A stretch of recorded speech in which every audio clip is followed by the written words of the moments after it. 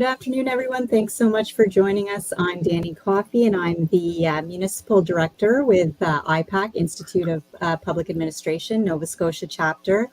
We're really excited to have panelists in today to talk to us about mid-career professionals. And if you are not an IPAC member already, of course, we encourage you to join, but please enjoy this session on mid-career professionals. And I do want to introduce our moderator for the afternoon, Sean Williams. Sean is an acting manager with Veterans Affairs Canada, and he was previously on assignment with the Public Service Pride Network until earlier this year. Sean is a bilingual positive change agent, and he's dedicated to a modern and evolving public service. Sean has put his energy and enthusiasm this year into being IPAC's Socials Chair, and we're really excited to have Sean moderating this afternoon. This session will be available on our YouTube channel, IPAC NS's YouTube channel, as well as we will be forwarding it out to all of our members. So without further ado, Sean, I'll turn it over to you. Thank you, Danny, for the lovely introduction. As someone who myself identifies as a mid-career professional, I'm very pleased to be moderating this event today, issue mid-career professionals. And so to that end, we have three wonderful professionals here with us today, Kim, Darcy, and Joanne.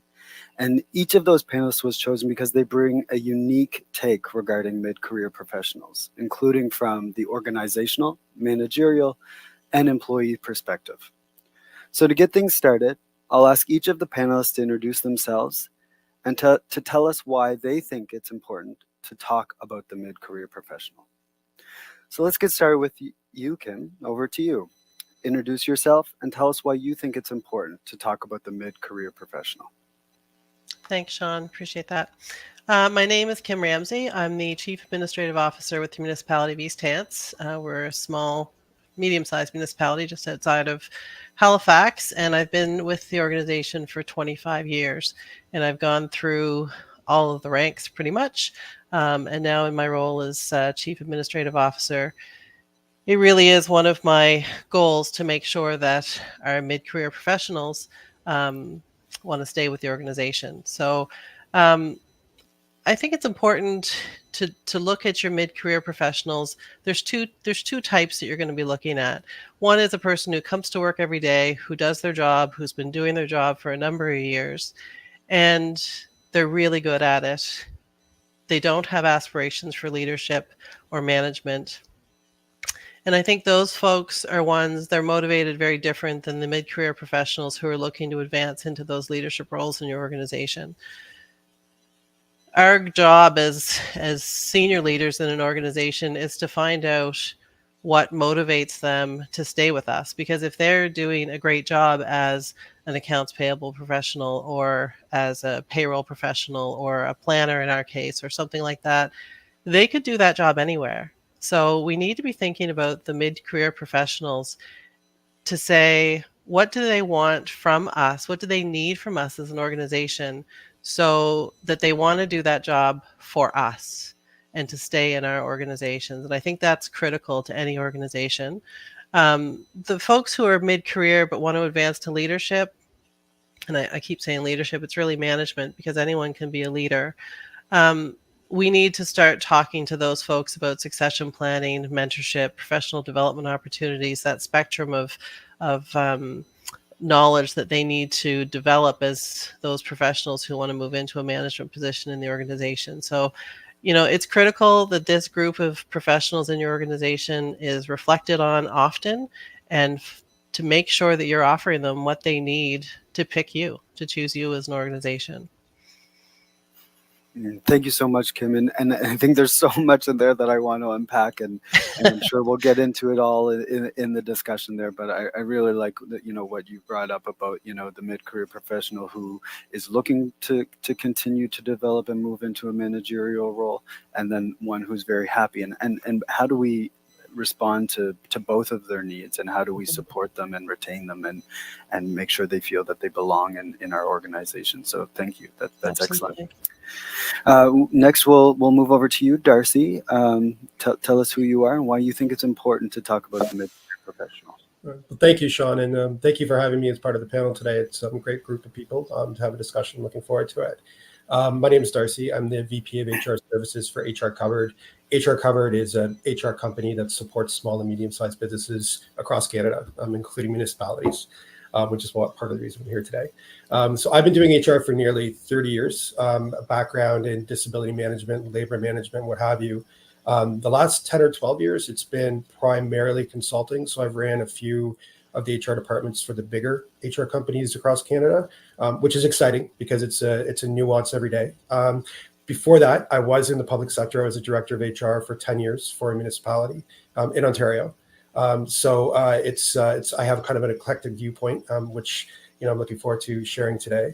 As far as the question, it's a great question, and I should mention I kind of talk ad hoc, so everything for me is organic. So it's just going to come when it comes. But for me, it's really twofold. One is the attrition piece, and I think it's important for anyone to realize that our skilled workforce is getting older. And that's going to lead to retirement, whether it be, through one's choice or another. And it's important to identify this group of people, that mid-level professional, as someone who might be able to, as Kim stated, step into that next role and start talking about succession planning and things of that nature. But regardless of the age of our workforce, the second point I think that's really tangible is around retention. Kim did suggest that, there's people that want to stay where they are and they're good at what they do, and there's people that might want to move up. It's almost naive, if at the very least it's folly, to think in today's job market where it is employee-based, that not paying attention to this segment of your employees is not really important. Simply being at a place for 10, 12 years and gaining a skill set and a friendship or friendships and what have you in today's world isn't by itself necessarily enough to retain an employee. So it's important to focus on this level of professional who are really the most valuable to you, because if they've been with you for that long and they're good at what they do and want to stay at what they do, that's important. If they've been with you for this long and they have an opportunity or desire to move up, again, that's important. They fill a lot of really important gaps for your company now and going forward. So that's why I was excited when Danny asked me if I'd be part of the panel to discuss this particular topic. Thank you, Darcy, and I love that the private and public experience that you bring. And again, so much of what you said, I think, is going to really feed into the questions and the discussions that we're going to have. So, again, thanks for touching on all of that. So, last but not least, over to you, Joanne. Tell us about yourself and why you think it's important for us to talk about this topic. Thank you, Sean. So I'm Joanne Gallant. I'm a registered nurse at the IWK Health Center. So I think I'm here to sort of represent not someone in a management or sort of advanced stage of my mid-career. So I've been a registered nurse for 13 years, 12 of them being at the IWK.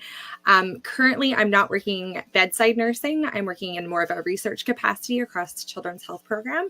But I do have the bulk of my career was spent working as a pediatric intensive care nurse. I moved into some sort of mid-level leadership positions like an educator role and a clinical leader. And then obviously during COVID, I held many hats, as many of us did in healthcare. The reason why I think it's important to talk about the mid-career professional is I think we're kind of a unique cohort of workers where we have some unique challenges and also some unique opportunities. So we have a lot of experience, behind us. We still have years to go with experience, but that gives us, that opens doors for some different types of positions than would have been open, when I first started my career. Some people may be facing burnout at this stage in their careers as well. So that's kind of something that's unique that you don't always see, especially in the earlier stages of career. And then I know this is about professional, but having some personal things. So looking at what stage of life our mid-career professionals are in. Some people are, caring for family members who are older or ill or, dealing with young family members. So there's a lot of those that bring into a lot of those things that kind of bring into your position. And then if you're also seeking a job or an opportunity that has more responsibility, how do you juggle those two? So 13 years ago, nobody had really asked me where I wanted to be 13 years ago. Or in 13 years. So people kind of focus a lot on where do you want to begin your career and sort of the trajectory of it. This kind of middle part, I think, often gets left out. So I'm really happy to be here to talk about it. Thank you. Thank you, Joanne. And again, such great points that you bring up just in your introduction there. Mid-career professionals are also in their midlife, and so it's those life events and things that we're bringing to the table as well. Like you said, maybe they're caring for an elderly parent, or maybe they have children who are going off to university. Whatever the case may be, it's understanding that people are bringing their full selves to work, and so we're not just looking at the professional, but we're also looking at the person who is that professional. So thank you for bringing that perspective. So, as Darcy mentioned, we'll keep it organic and just kind of jump in if you have something to say as we move through the topics. But as I said in the introduction, you're all bringing unique perspectives from different lenses, organizational, managerial, from an employee perspective. So as we're discussing these, just feel free to speak to that lens and how you're seeing it. So the first one that I want to kind of broach is, what do senior managers look for when they're moving staff into a management role?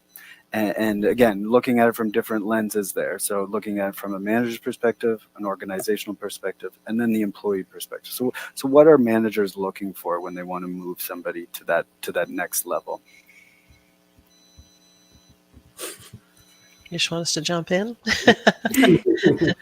I can go. So when I look around my organization and I'm looking for folks who, first of all, who want to be there, I think there's nothing worse than promoting somebody into a management role who doesn't want it, who feels pressure to be there.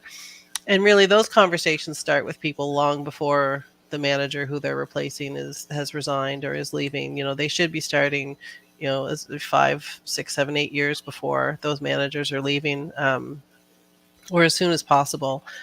But I'm looking for somebody who I trust. Trust is a huge part. So a history of making good decisions, a history of supporting the organization when the organization goes through change, the people who are there to help their coworkers when change is happening, which is inevitable. And I think how people handle change has a big impact on how they survive in management. And I'm also looking for positive disruptors in my organization. So not necessarily those people who are questioning how we do things or why we do things because they don't like it, but people who are questioning how and why we do things because they want to make a positive difference and make a positive change in the organization. So to me, that that skill set of being able to see how things could be better, how things can tie into our strategic vision for the organization. That's really important to me, that somebody has that capacity to take their daily work and tie it to our vision and help bring everybody else along with them. And if you can do that as a non-manager with your peers, then I think those skill sets really translate well into really practical management ability and being successful in the organization. Thank you so much, Kim. I was just jotting down some stuff that you said that really spoke to me, and that trust piece, I think, is so important. Oh, it's huge. It's huge. Yeah. And change management. I mean, look at the world we are in and the way that work is evolving, especially in the last 4 years since the pandemic. It's just it's not stopped. So I think another really great point that you bring up is somebody who's going to be a good manager is somebody that's good at managing change. And I think that can't be understated. And, I love your more diplomatic language, I guess, with positive disruptors. I think the civil rights leader, John Lewis, calls it getting into good trouble. So how can we be positive disruptors and, question this change? Are we moving in the right direction? Is this change good?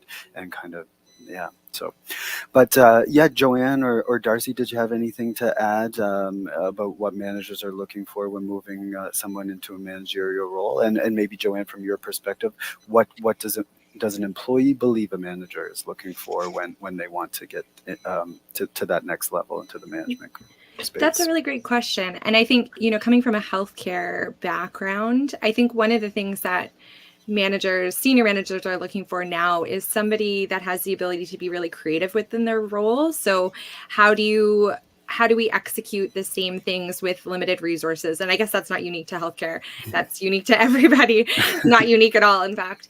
But how do we do things differently? You know, there's nothing worse than just saying this is how things have always been done, is kind of how I feel. So again, that would probably speak to Kim's comment about the positive disruptors and looking at, okay, is there a new way that we can do something? And, you know, and seeing some of my colleagues who've moved into manager positions, some of the best ones that I've seen move in are the ones that kind of pause a meeting or pause something and just ask, well, why is it that we're doing it this way? Or, you know, and nobody has maybe thought of asking that question in a while. And it kind of takes that unique perspective of somebody kind of new to a manager, or it's just their personality to do that. So that's maybe my perspective on that question.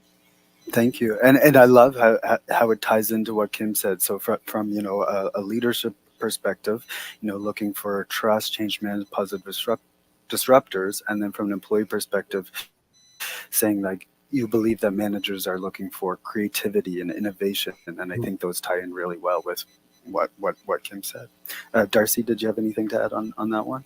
Yeah, I'm just going to kind of tie my horse to what Joanne and Kim said, really, because I think that, you know, it was really, really good points. For me, I'm a talent management person. So, you know, depending on what type of role you're going in or what kind of level you're going in, I'm always looking for the talent that might be most adaptable to suit that role. So I think, you know, both Kim and Joanne mentioned about being positive disruptors and, you know, things of that nature that are important, because again, you want somebody that goes into a management or a leadership position to be competent. But too often the biggest mistake employers make is they say, this person is really good at what they do, we're going to make them a manager. And being a manager really has nothing not nothing. There's a big piece of it. Very little. Yeah, exactly. Like, you know, so, you know, and it's like be in any one of our industry, being good at what we do on the day-to-day doesn't necessarily make us a leader of people. One of the things that, and it was actually Joanne's point in the introduction, which I thought was excellent, and Sean, you touched on it already, was the idea that people are bringing their life. Like, this is especially post-COVID. Like, we have hybrid work environments, we have, you know, working from home environments. We have a time when the word work-life balance actually means something. It's not just a tagline. So I think empathy in leadership is really important. I think that when you are hiring somebody, you have to be, you know, someone who's flexible, adaptable, but also someone that's empathetic to, as Joanne said, the life they bring into the workplace, not just necessarily the work they do in the workplace. So yeah, a lot of good points, and it's well easier for me to add anything after listening to Joanne talk. But no, I think you. Oh, sorry. Go ahead, Kim. I was going to say, I think one of the things that I tell my managers often is empathy is the key management skill you need to develop, and that's how. It's just key. You have to have that skill set. You cannot manage people effectively without being able to be empathetic. You might not naturally be empathetic, but you need to be able to turn it on when you're managing people. Mm-hmm. Mm-hmm. And to come back to what you were saying there, Darcy, about, you know, how it's important to not choose the person who's doing really great at their job and say, because you're doing really great at your job, you're going to be a great manager. Because just personally, you know, I'm new in management, and when I came in, one of the things that I was, you know, had imposter syndrome about was that, you know, I don't know anything about the subject matter that I'm working in, you know, subject matter expertise. But my director very quickly, you know, taught me that, you know, all that will come as you're in the role. You'll learn about the subjects that you're dealing with, that your team's dealing with. What you need to do is manage people, and that's what you said, is lead people, manage people. So yeah, so important to understand that. And talking about, you know, supporting people, how do we support them when they're moving from being a colleague with their fellow colleagues into that managerial role? Because that's quite a change, especially in smaller organizations. Yeah, this is actually a really tough one, because it's not an easy thing to do at all. I think and I've had a few people move into management positions, and they've been, you know, best friends with the people that they're now going to supervise. And, you know, trips to the cottage on a Friday night become a lot different when you're the manager, because people are usually complaining about things that you've decided.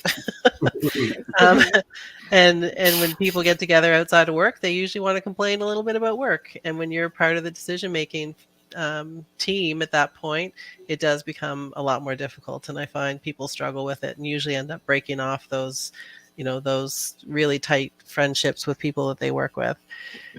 But I guess what I would tell them is to stay true to what values got them into their management role to start with, and to not sell themselves short when they get into those conversations with their friends.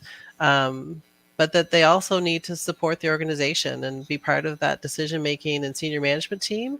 They don't always have to agree with some of the things that the organization is going to do, but once it's decided, they have to be on the same page. So it is tough. There's no real advice to other than be yourself and be true to what got you where you are, and your friends will understand and not put you in those positions once they figure out where you stand once you're in your new management position. So it is very tough. It's not an easy position to be in at all.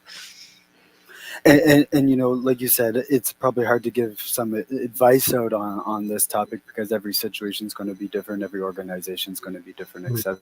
But that little piece of advice that you did give about staying true to your values, I think that's really, really important. So that's a good one. Joanne, have you seen any colleagues move from being a peer into a managerial role, and how has that changed your relationship, if at all, or anything in that realm?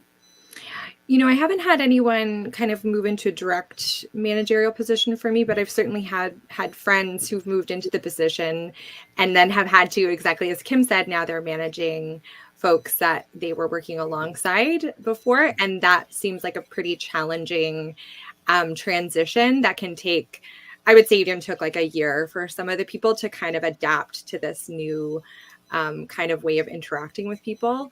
When I've held sort of clinical leader, which is sort of like mid-level management, not a senior management position, sort of where I would work in tandem with leadership, I think one of the things that I really valued was having strong mentors around me that were really supportive. So looking to who are the people that I really look up to in a similar role, and what can I learn from them as I make the change, and whether it's formal or informal. I think that is something that is really key when staff are transitioning. It may not be your director, it may not be your direct report, but finding somebody who's kind of gone through it, maybe a couple of years ahead of you or further advanced, someone that you respect and that you see holds a lot of value in their management position. I think that would be something that's something that I've really valued when I was kind of moving up and down in the different positions.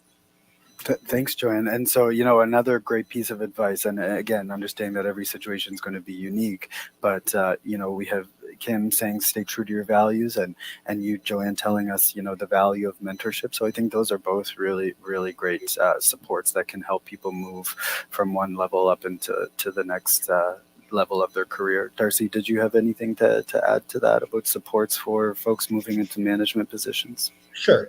Obviously, I'm an HR guy, so my answer is a little bit. I kind of take the more tactical route because, and quite frankly, the thing about moving into, whenever you move into a new role, when you start a new company, any advanced culture company would say we have to do our best to onboard and make this employee feel welcome and trained and supported.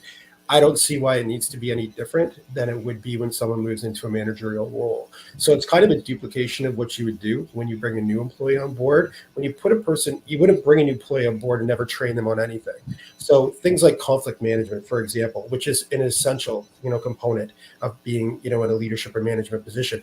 I don't know very many people who are naturally good at conflict management at all. Unless you've been married for 20 years and you just happen. But I don't know many people that are just out of the gate know how to deal with that. And I know very few people that even like it at all. So those are things that, when you talk about training, which is a pretty simple answer, those are things that clearly would, help somebody, onboard into that role. I love Joanne's idea about the mentorship piece. I think that when you bring somebody into a workplace, you're going to buddy them up with somebody. You're going to have a partner they work with. Why wouldn't there be someone in the management team that would be there to support them and share their wisdom? And to Kim's point, I think one of the best things you can do for new management is give them input out of the gate. So when Kim said about being a positive disruptor, let new management come in and feel free to, express your opinion. And then you get to go back and forth between management. It's the start of something potentially really great.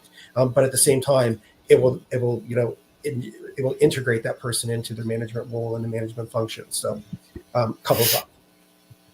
Thank you. And for a question that we all kind of agreed on, it was hard to provide advice on. I think you all gave some really great answers there. Values, mentorship, training, specifically in conflict management, I think is a really great piece. So thank you all for that. Thinking about employees who are happy, when we were doing the introductions and talked about those employees in their mid-career who are happy where they're at and they don't have those aspirations to move into a management role. What can we do to keep those employees engaged? What can we do to support them? Darcy? Yeah, that was the one that was most difficult. I've actually Joanne's point of view, so I could get a few tips. I think Kim said it earlier at the very beginning when she said, when you get hired to management, that doesn't necessarily mean there's leaders in other places except management. And I think it's important that everybody loves a role that they're in, and to make them feel valued within that role is important. So you could have someone that wants to be a mid-level career person, very important to the organization, and they could be a leader in every aspect. A lot of the things, when I used to be a director of HR and we'd have union environment and non-union environment and management, we had those people that were there for a long time, really good at their job, and we would use them as kind of a facilitator between the three worlds. So they were somebody that, felt comfortable with the upper management, comfortable with the union, comfortable with the non-union component, and they were kind of like that mesh. And we were able to find a leadership role for them in that way. So I think that aspect of it is important. But when we looked at the questions in advance and kind of discussed them, this was the question for me. HR people always trying to move people along, always trying to recognize them in their own world. But to hear from somebody that says, "Hey, I'm good at my job. I love my job. I love where I work. What can you do for me to make me happy?" I'm as much as a listener as I am a contributor in this one. Mm-hmm. And I think that's a theme that's kind of popped into my head a couple of times listening to your answers on different questions, all of you, is that the importance of communication, and just keeping those lines of communication open, but with your employees and seeing what they need to be supported as either they move into a new role or they stay in the role that they're in. And, I love that idea of maybe they don't want to be a manager, but they can still be a leader, and maybe seeing how we can offer them some leadership opportunities within their team or on committees or whatever the case may be. So I like that point. Joanne, as an employee, what do you feel that you need to be supported, as a mid-career professional?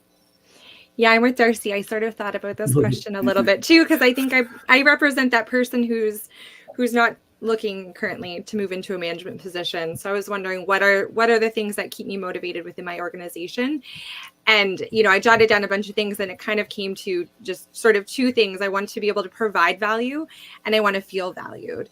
And so those are really two basic things, but they can, get muddied in the waters a little bit. So I want to find that my job is meaningful, that somebody is, waiting for the work that I'm there to provide, that it's an important project, that it's not just, shuffling papers across a table, that it's actually meaningful work. And then when I talk about feeling valued, of course, it's nice to hear that you're doing a good job and things like that. But the really meaningful part of feeling valued, I think, is, having your manager, and I've been fortunate to have many of these people, when you bring ideas to the table, have them really considered and have it be a discussion. Not that we're necessarily going to do the thing that I'm going to bring to the table, but the value that I feel in having that back and forth and having them really take, what I know, what I've learned. I have a different perspective than my management, than my managers do. So having that really considered, and even if they come back, at the end of the day and be like, you know what, we can't do that because, different constraints or whatever, that's totally fine. I already feel valued because it was seriously considered. So I think those are the two things, at least, again, it might be a personal thing, but from somebody not seeking management, those are the two things that I really find keep me in my organization. Yeah, and when you said that at the beginning, that it's to provide value and to feel valued, I would say that could also be a synonym of purpose.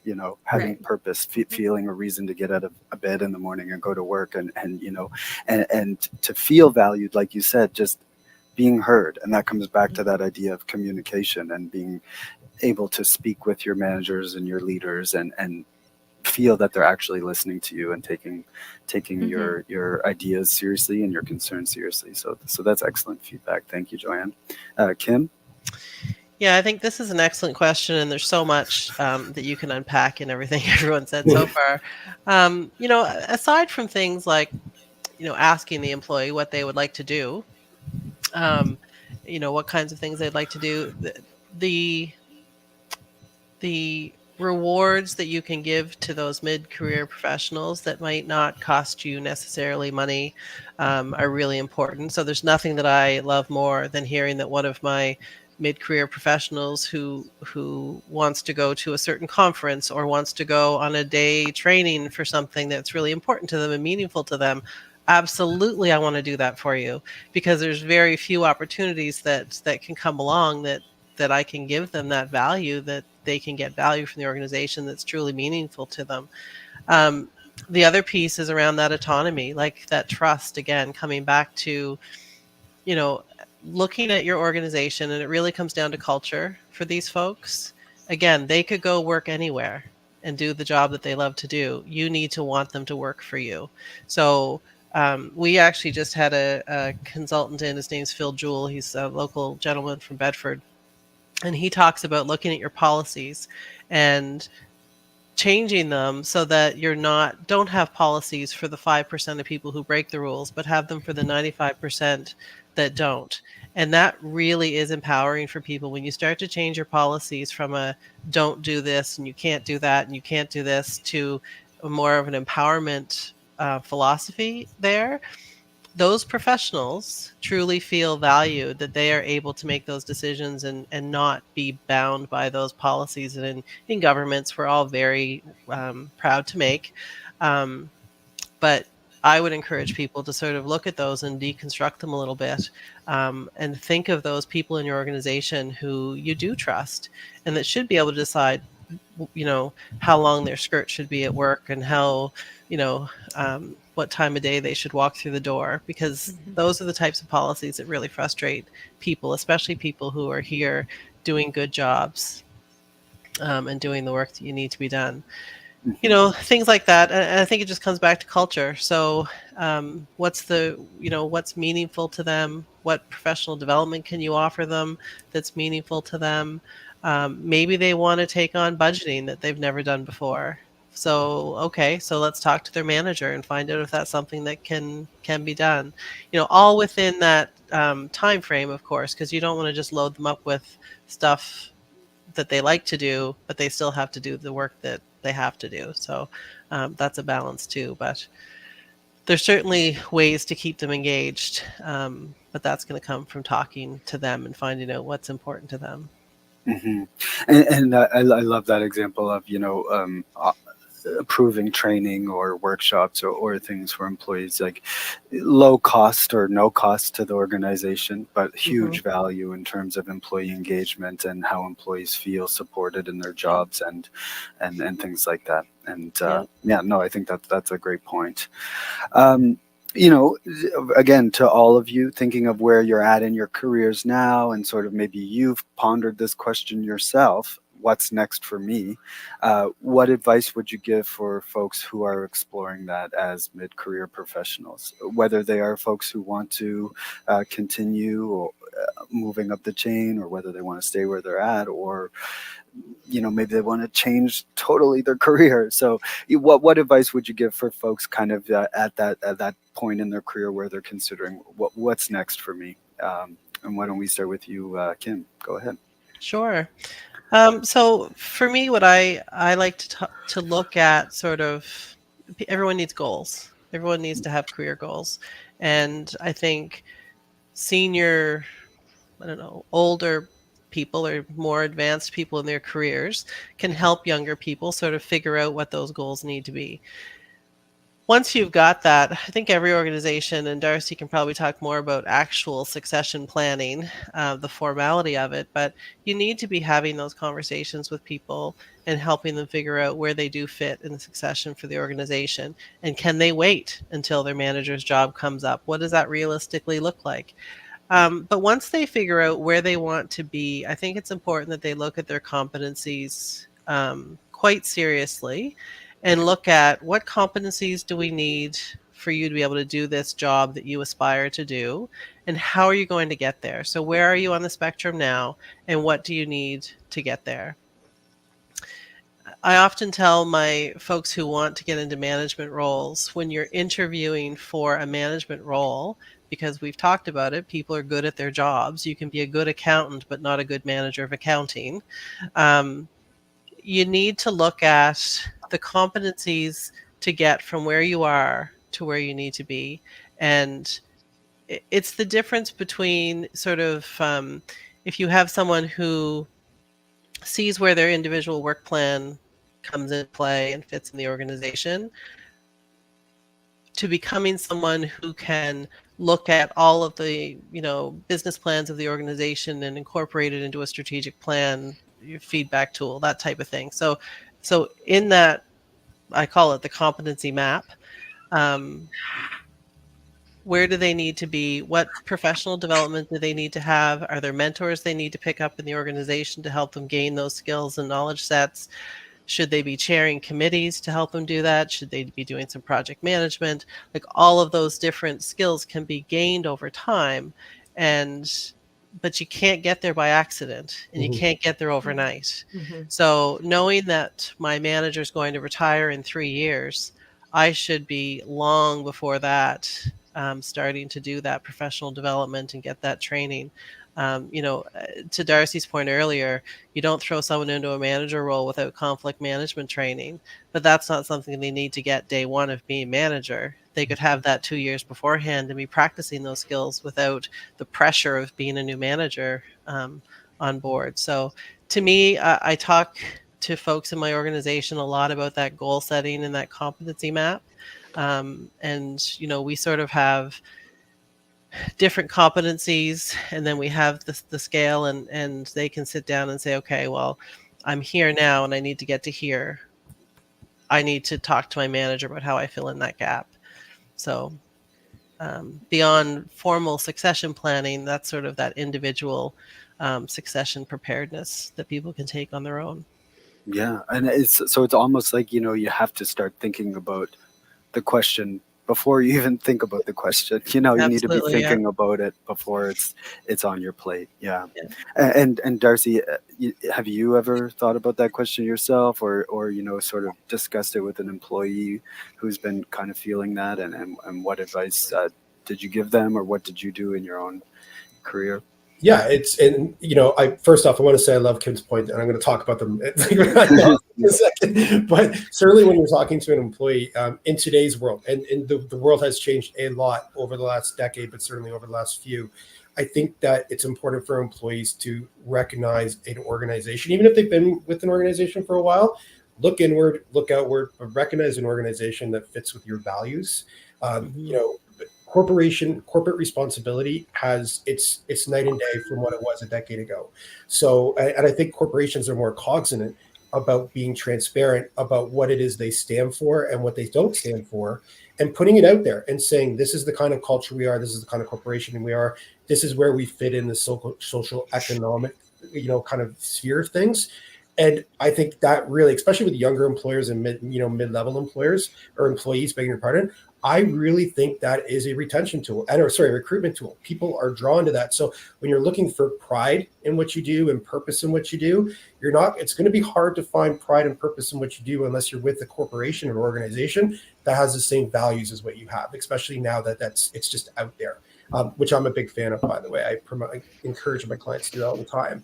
From the succession planning point of view, like kind of perspective through an HR lens, everything Kim said is more important than I can actually personify on this call. Like, succession planning is a really cool exercise. It's a cool exercise for the employer, but it's a really cool exercise for the employee, because you sit there and you have your hierarchy, or your chain, if you will, of I forget if there's a word for it, organizational chart. Can't believe I didn't learn that. And under each position, like, there's the duties. And then there's the skill set that you need. And then there's a skill set that the employee can work with the employer to say, this is what I have. So this is, as Kim said, this is what I need. It's the first step in doing professional development plans, is to say, where do you want to go? What do you need to get there? And now let's put it in a plan. But in the course of that exercise, a lot of employees will figure out, I don't want to do that.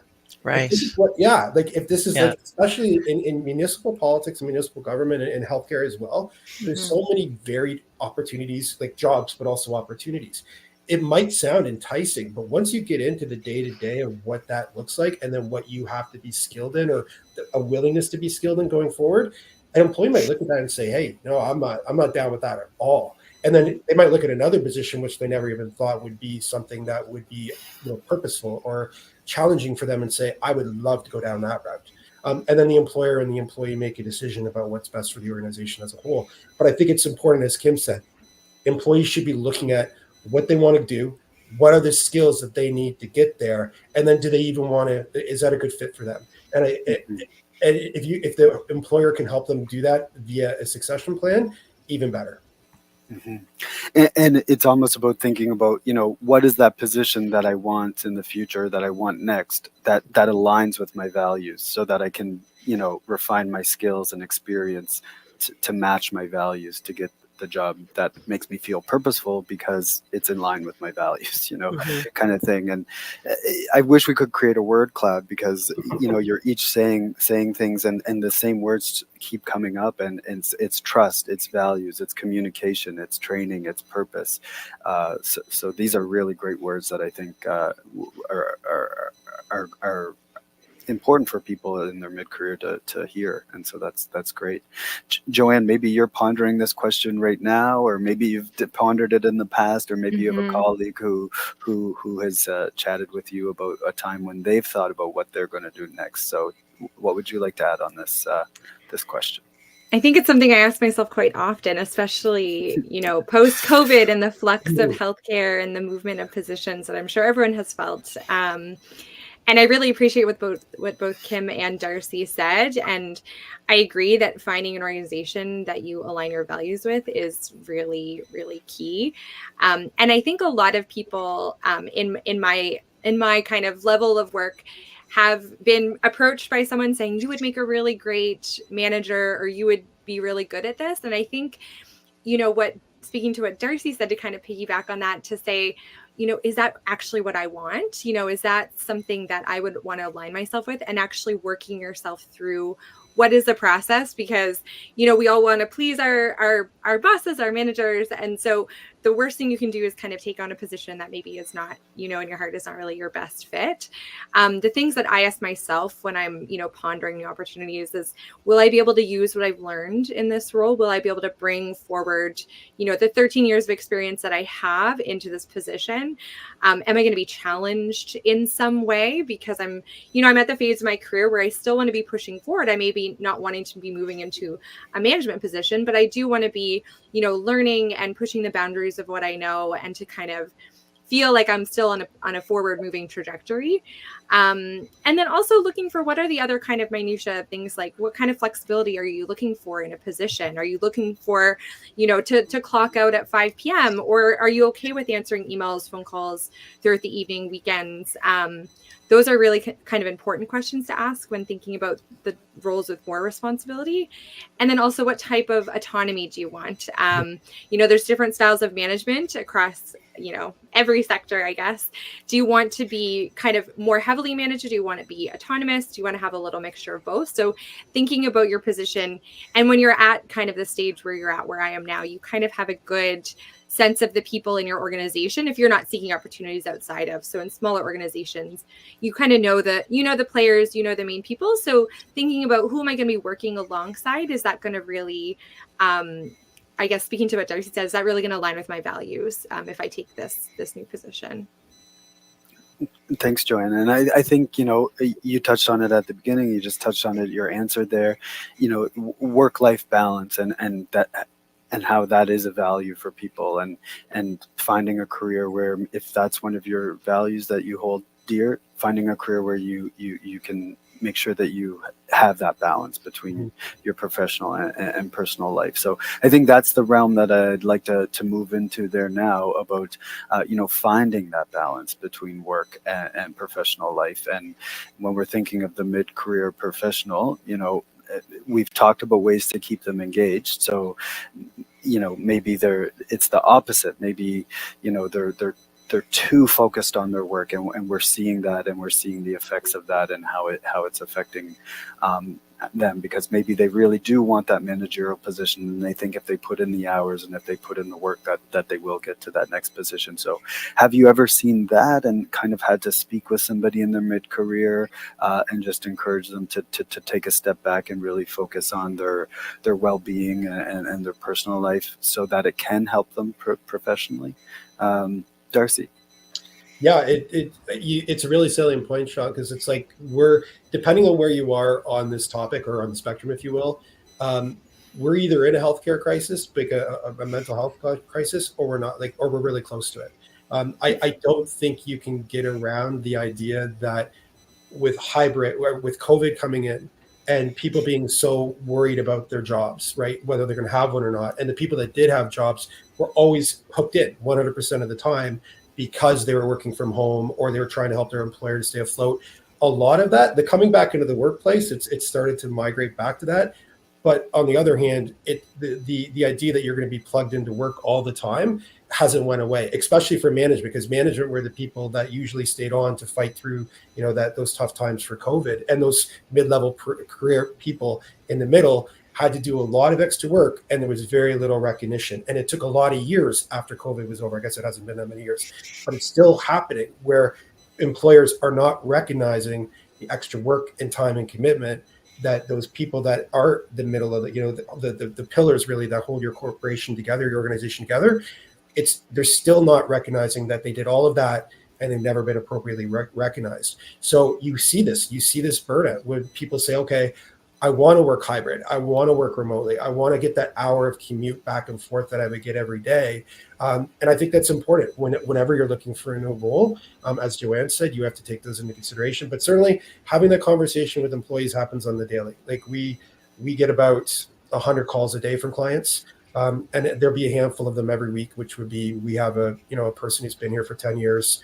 They're really struggling. What can we do? And really, it go back to the word cloud. It goes back to empathy. You really have to try and put yourself in their position. Be organic, be accommodating. See how you can make what you need as an employer work, and still, make it right for your employee and make it comfortable. So there's no easy answer to that. It's a struggle to kind of really combat that question, and specifically to combat the scenario. But certainly, being empathetic and working with the employee, having those tough conversations and setting appropriate expectations are all important. Yeah, no, really great advice. And like you said, there's no easy answer, but I think if whatever the answer is, or whatever the way forward is, if it's guided by empathy, I think that's a good place to start. So I really like that that advice there, Darcy. Joanne, did you have anything to add with that? Certainly from a health care perspective, I'm sure you obviously had a very intense time during the pandemic, as Darcy was alluding to. So if you could speak to us about work-life balance. I think what I wanted to touch on for this topic is how I've really had managers who have really excelled at demonstrating that empathy, and what a difference it makes for somebody, like myself, who's in mid-career, who's worked, I worked a lot of hours during COVID, a lot more than I would normally have put in. And I think, speaking to that piece of having managers check in with you and having them, show you that value. Again, not always a pat on the back, but asking you how you're doing and asking the question about, what is next? I've had a lot of managers sit me down and say, what do you want to do in your career? What are the things that are important to you, as this holistic person, not just as a worker, but as a person out in the world with family and friends and other things that are going on. And I think that is something that I've deeply appreciated from the people. So from my managers. So when they ask me if I'm interested in a particular position, I can have a really honest conversation with them rather than feeling that I need to please them or, say yes and then kind of go back on that later on. So again, it goes back to that empathy component. And so piggybacking on you, Darcy. Sorry, you said it very well. This is a difficult question. No, it's good because. Sorry, Darcy. What did you say? Oh, I just said I think it's no piggybacking anymore. I think we're all in the same thing. Yeah, and that's exactly it. As you said, Darcy, like when the pandemic started and we were in emergency mode, it was all hands on deck. We were work from home, like from one day to the next, and a lot of managers were doing kind of the behind the scenes work to get that all set up and all these things, and then Joanne, obviously you in healthcare, you were very busy, and so it's now we've kind of come out of that emergency mode of the pandemic, but our brains are still kind of operating in emergency mode. And how do we kind of get back to that normal work-life balance now that the quote unquote emergency is over? So Kim, did you have anything to add on to that part of it? Yeah, no, I think it's important to talk to your managers, to check in with them. As Joanne mentioned, it's important for managers to check in with their staff. It wasn't the pandemic for us in municipal service wasn't all about managers. We certainly had managers trying to, I hate the word pivot, but trying to recreate their services on the fly to do everything electronic. But we also had a lot of people who weren't in management, who were on the front lines, who were in the water treatment plants, who were taking care of the sewer systems, taking the garbage that, could have been contaminated with all kinds of unknowns. All of those folks needed time too, and they needed to be checked in on. And that was one of the things we tried to do as an organization, is to encourage our managers to make sure they were checking in. And that's really important. In a pandemic or not, it's always important to check in with your employees. Like the question, how are you doing, is one of the most important questions you can stop and ask somebody in the run of a day, especially if you see that they're not quite in, a good headspace or whatever. How are you doing is a really important question. And, work might feel uncomfortable at times, but if they need someone to talk to, you should be there for them to a certain extent. I mean, obviously there's lines and boundaries, but, organizations should have good EAPs for their staff and should have opportunities and outlets for them. HR is another good resource that they can lean on for, when things aren't going well. But from a manager point of view, you do need to be checking in on your managers and your frontline staff for sure. Yeah. If I could wrap up all three of your answers, empathetic communication. Absolutely. I love that. Yeah. Yeah. So, well, last question. Looking back at your career, is there any advice that you would give to your younger self? Run. Do something else. Yeah. No, I sorry.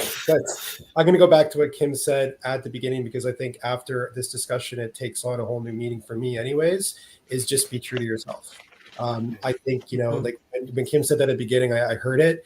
Now that we've had this discussion and kind of drawn out all these points, it's resonating with me that, if I was giving advice to my younger self, it would certainly be about, being true to yourself. You're never going to be happy in any position. You'll never do well for any organization unless you're true to yourself throughout this journey.